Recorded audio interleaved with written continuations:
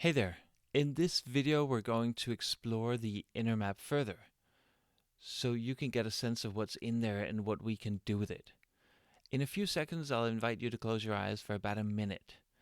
Please make sure that you are in a time and place where that is appropriate and safe for you. Also, please make sure that you have a piece of paper and a pen next to you, as I'll be inviting you once again to jot down a few things along the way. If you don't have the paper ready yet, please pause the video and start again when you're back and ready. Now I hope that you're comfortable and ready to close your eyes. Just like last time, there will be nothing to see on the slides while I ask you to close your eyes. If you haven't closed your eyes already, please close them now. In this mental exercise, we're going to look at how you remember something. Then I'll guide you through different ways of remembering that same thing. We're not looking at what you remember or why you remember it, but how. It's about the mental technique of remembering in different ways. Now, in your mind, find a vacation memory, a good one, but not your best memory. And when you have that memory, make sure to step right back into it so that you remember it like you're there again. And experiencing the memory once again, you get all the emotions of being in that situation again. You can sense the lights, the sounds, the smells, and maybe even taste if there's taste involved in the memory.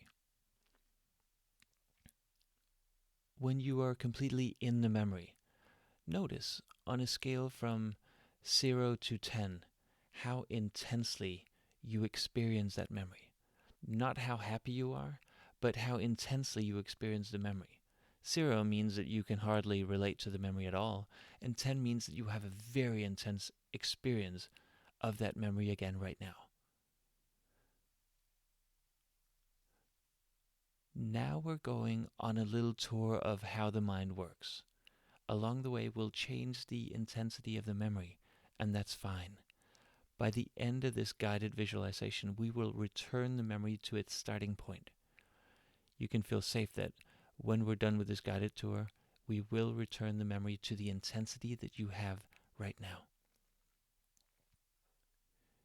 As you focus fully on the memory that you're reliving again, imagine that you can kind of pull yourself out of that memory so that you can see the memory from the outside with yourself in it, so that you're like an observer looking at yourself in the memory. And notice what that does to the intensity of the memory on that same scale from 0 to 1. Now notice whether the memory in front of you is 3-dimensional, almost like a hologram, or if it's 2-dimensional, flat, almost like a screen. And no matter how you see it, imagine that the memory does in fact become flat and 2-dimensional. And also resize the memory so that it has the size of an ordinary photograph. Put a frame around that photograph and glass in front of it, and imagine that you hang it on a wall in front of you.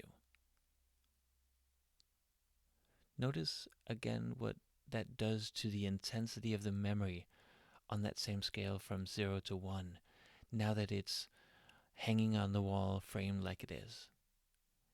You can even make the photograph black and white and let it fade a bit. And notice again what that does to the intensity of the memory. Now you can consider a quick thought experiment.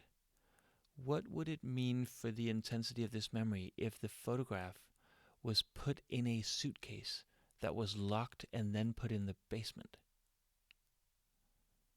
Intensity would fall, right? If you did in fact put it in the basement, bring it back up and out of the suitcase.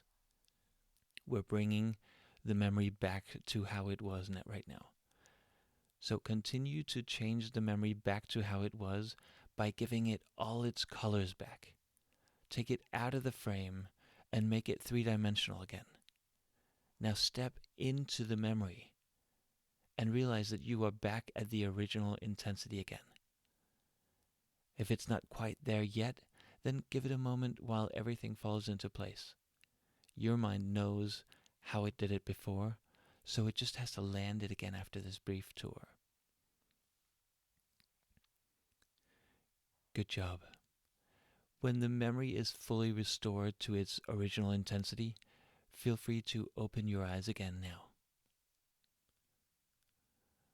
This brief guided tour is now over, and most likely you experienced that the intensity of the memory changed a lot when you pulled yourself out of it, and even more when you framed the image and hung it on the wall.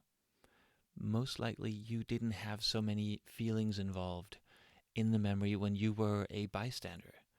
And this is really interesting because it is the exact same memory, just remembered in a different way. You didn't change the content of the memory, you changed the way you remember the memory. This is in fact like a technical mind exercise. And now, since this was a good memory, then you probably do want to be in it, to be as close as possible to this memory. In fact, you would probably want to remember it in a way where it felt like you relived it again and again. If it was difficult putting the framed image in the basement before, then it was because your mind resisted knowing that you really wanted the memory in plain sight. Remembering and reliving good memories is the way that you recreate good situations and good experiences and good emotions in your life. Unfortunately, it's also the way that you and most other people recreate a lot of bad experiences from your past by reliving them and getting the full emotional state back again. You can probably imagine that a person that remembers all her negative memories like she relives them, and all her good memories like they're on the wall, she will lead a life with a negative outlook and pessimism because she only has access to negative emotions. You may even know people who sound like they can only vividly remember negative memories, and that's what fills their lives.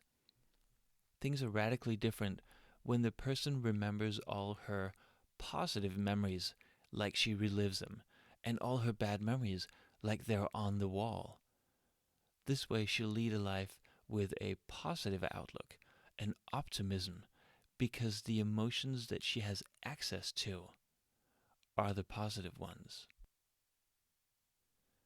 With this simple method of moving in and out of your memories, you now have a method to change your own outlook on things. For example, by taking a bad memory and ending the guided visualization while the bad memory is hanging on the wall and black and white with a frame around it, or even when it's in the basement. So right now, I just hope that you noticed one thing. When you did the exercise before, you did not change the content of the memory. You changed the way you remember the memory. So it was the exact same memory, just remembered differently.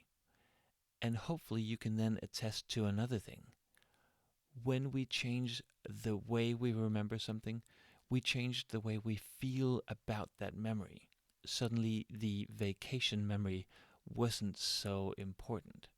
Maybe the entire vacation wasn't so important. And then you can bring that emotion back.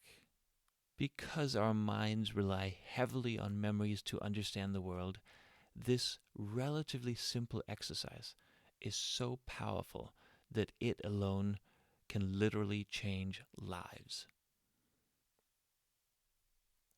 If your child is ready for some fun with you, print out the guided visualization below the video and let your child try being guided through the visualization by you. Or let him or her listen to my guiding if that's better for him or you. Then after he's done the exercise, interview him about his experience to learn more about what he thinks and to make him more aware of what was happening in his mind. Do this with everybody in the family. If your child is not up for this fun exercise, then just talk to your child about it, or entertain the family with a story about it over dinner or whenever you have everyone together. Your child's mind is in fact so fast that he'll do the exercise while you explain it. That ends this video on the first technical aspects of how the mind works and how we can remodel things inside this inner map. I hope you're getting a good sense of what's going on in there, and will continue to develop both our understanding of it and your insight into how flexible and transformable everything is in there. I'll see you in the next video.